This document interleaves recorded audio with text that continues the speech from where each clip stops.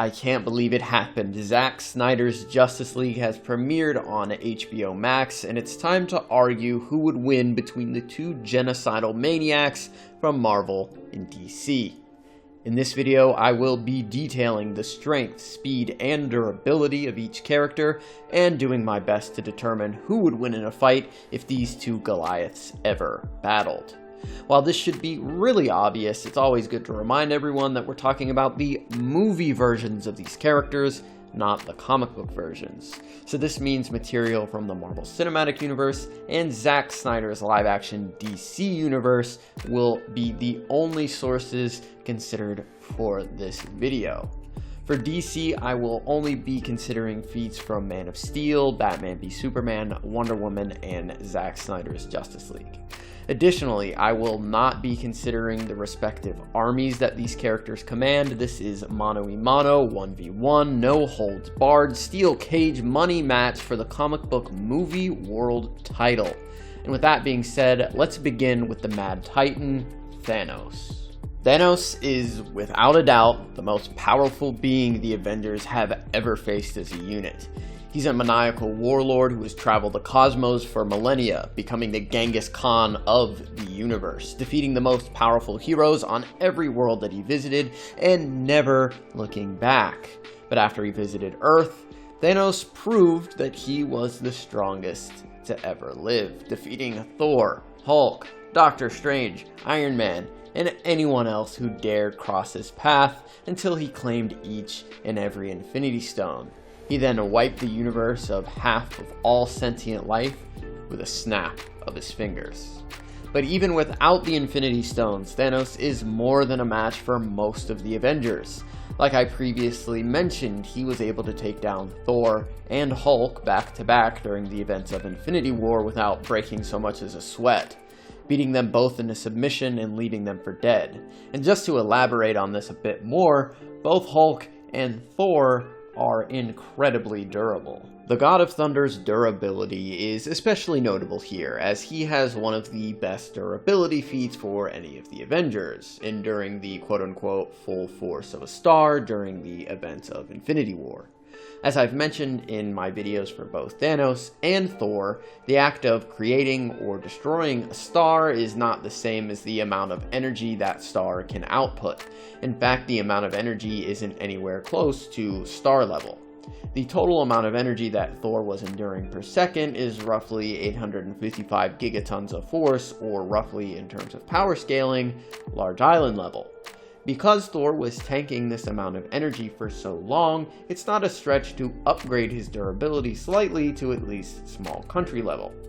Now, these terms may be a little bit confusing for people that don't power scale, but they're pretty simple. Small country or large island essentially means that Thor can endure the amount of force it would take to destroy a large island or a small country, so it's just that easy. Thanos easily reaches this power throughout both Infinity War and Endgame, as he's able to beat Thor to a bloody pulp in nearly no time at all. As for durability, we could take the easy way out and just apply Newton's third law. As every action has an equal and opposite reaction, Thanos needs to be able to endure the amount of force his strikes can output. However, I'd like to take a closer look at his durability. Of course, we see him casually shrugging off multiple attacks from an enraged Hulk. Iron Man exhausted the entire arsenal he had at his disposal against Thanos and was only able to put a scratch on his face. And he was dropped but ultimately unaffected by Thor's lightning, which in the first Avengers film could easily obliterate Leviathan. After recovering from this lightning blast, Thanos is pierced in the chest by Stormbreaker, which could destroy the hulls of Outrider drop pods. Despite being pierced in the chest, Thanos was able to still snap, and then recover from this attack before snapping again, which he survived less than a month later. And during Endgame, Thanos was able to hold the Power Stone in his hand for a brief period, using it to blast away Captain Marvel, and as we learned in Guardians of the Galaxy, holding the Power Stone is no small feat, as holding on to it was going to kill Peter Quill, a half-celestial with the same power as his father Ego. Thanos may even be able to amplify his durability using the Power Stone within the Infinity Gauntlet as well. as Ronan was imbued with the power of the Infinity Stone during his invasion of Xandar, allowing him to no-sell an attack from the Hadron Enforcer, a weapon built by Rocket Raccoon that could shatter moons. And while Thanos hasn't shown this same ability to harness the Power Stone's capabilities in this way, I don't think it's too much of a stretch to allow him to use the Power Stone, as he is one of the most knowledgeable beings in the universe when it comes to the Infinity Stones. In the speed category, Thanos is seen reacting to Captain Marvel, who in her solo film has shown reaction and combat speeds exceeding Mach 100, and during Endgame she's able to fly down to Thanos' planet, search it, and return at insane speeds, reaching Mach 300 at a low end and over Mach 1000 at a high end, and that's over 750,000 miles per hour. And while Captain Marvel can fly much faster than this, exceeding speeds far beyond the speed of light, that is her travel speed, not necessarily her reaction speed or combat speed, so that's not really applicable when you're talking about a one-on-one battle. While Usain Bolt is very fast, I don't think anyone's going to sit here and argue that he is the fastest striker in the history of the world. It's just not the same thing. Of course, as we already mentioned, Thanos holds the ultimate weapon in his universe, the Infinity Gauntlet, which houses the Infinity Stones: space, power, mind, soul, reality, and time. Thanos can use each of these stones individually or in various combinations to devastate his opposition. The Power Stone alone gives him planet-busting potential. The Space Stone allows him a whole host of spatial manipulation abilities. The Mind Stone allows him to command the will of his enemies. The Reality Stone allows him to rewrite the fabric of the universe. The Soul Stone allows him to manipulate life and death itself. And the Time Stone gives him the power to dominate destiny. With all 6 stones combined, a simple snap of his fingers would be enough to erase Darkseid from existence. But Darkseid isn't going down without a fight, and while you may think he doesn't really do much in the Snyder Cut of Justice League, there is more than enough information for us to gauge how powerful the darkness before the daylight of history really is.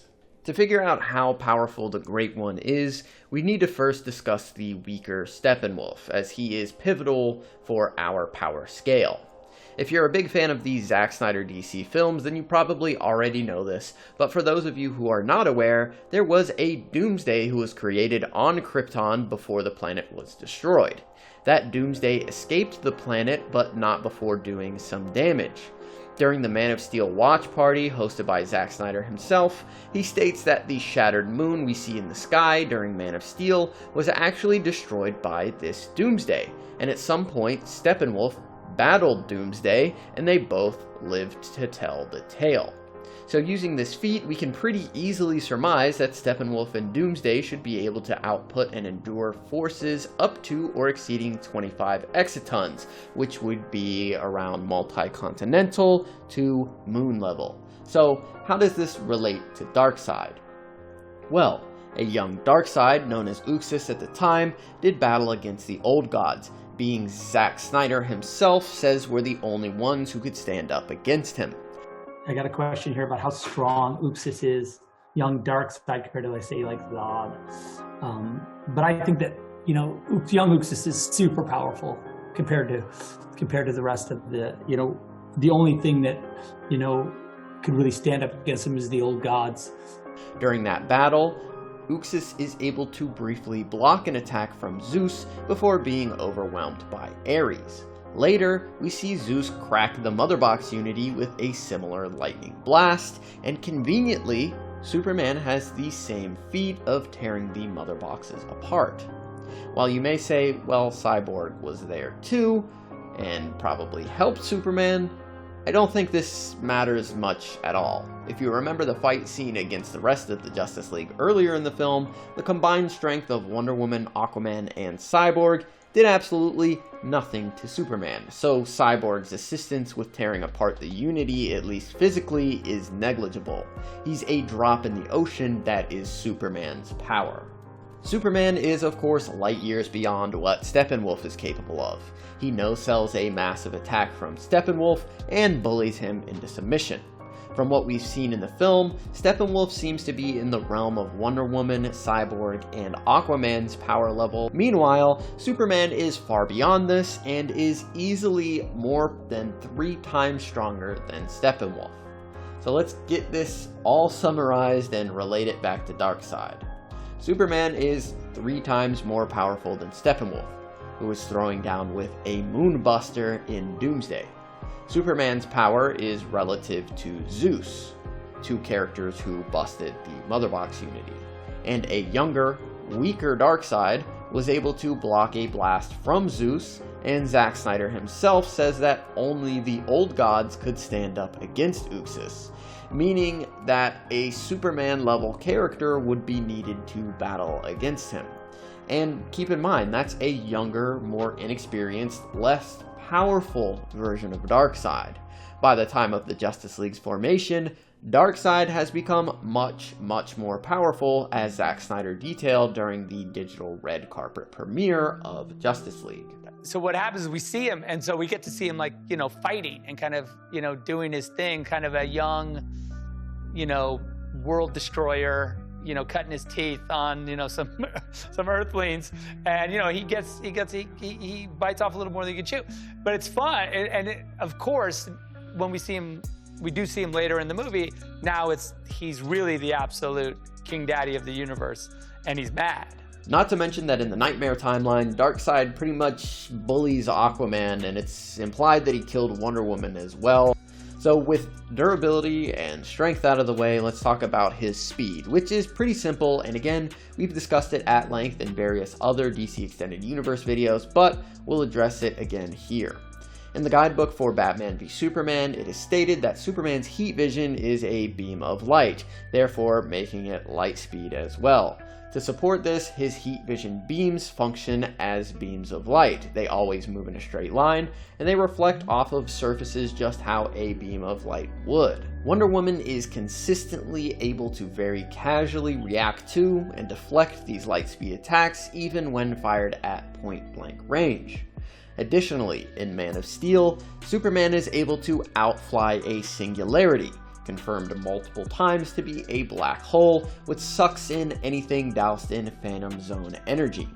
Because Superman was doused in this energy, he would need to fly faster than the speed of light to escape this singularity, and in the same guidebook we mentioned earlier, Superman's travel and combat speeds are stated to be equal, meaning that he can not only travel faster than light, but can react and fight at this speed as well. This is relevant because Wonder Woman, Aquaman, and Cyborg all scale to BVS Superman, and Steppenwolf is roughly equal to them in speed, if not a little bit faster.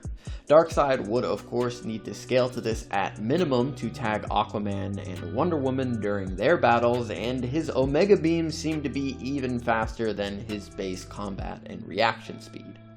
While the speed of force seems to affect how time works when the Flash begins traveling at light speed, this doesn't seem to affect the reaction speeds of the other characters.